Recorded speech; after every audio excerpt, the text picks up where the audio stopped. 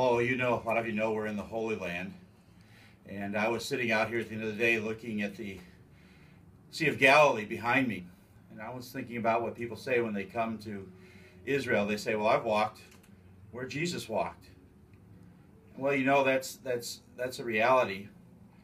I've been walking where Jesus walked, but I haven't walked where he's walked when it comes to the Sea of Galilee. I've been on a boat, but I haven't walked on the water. Peter did that. That got me to thinking, do you ever wonder why Peter wanted to get out of the boat and walk on the water to Jesus? See, that's what it means. It's a great illustration of what it means to be a disciple of Jesus. To be a disciple means you follow your rabbi so closely that you're covered in his dust. You seek to listen to him so closely that you take what he says to heart and memorize it. You're to imitate what he does and do the things that he does. The rabbi and his life and way are to shape you, make you more and more like him. So when Peter sees Jesus walking on the water, he says to him, Lord, if it's you, tell me to come. He wants to do what he sees his rabbi doing. Jesus says, come. Well, the rest of the story. You know what happened. No sooner is Peter out of the boat, no sooner is he walking on the water, than he gets distracted, and he sees the winds and the waves, and he begins to sink, and he cries out, Lord, save me. Now, I don't want to be too hard on Peter, because he got out of the boat. I don't think that you or I, at least I wouldn't have probably gotten out of the boat.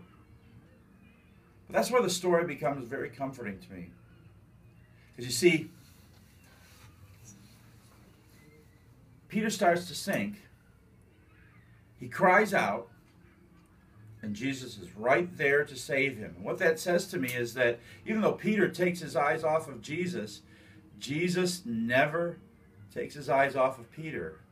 He saves him. He grabs him, and then he puts him back in the boat. He doesn't say, Peter, you can't follow me anymore. Jesus forgives him. He brings him back into the boat. He teaches him. He says, oh, you have little faith. Why did you doubt? But he wants Peter to continue to follow him. See, that's what I find so comforting. Because, see, I'm like Peter. I get distracted. I sink. I fail. But our Lord never takes his eyes off of me. And when you fail and you sink, he never takes his eyes off of you. He hears our cries. He hears our prayers. He reaches out to grab hold of us. And then he allows us to continue and to try again and to be his disciples. He puts us back in the boat. He forgives us. He continues to invite us and say, follow me. Isn't that comforting?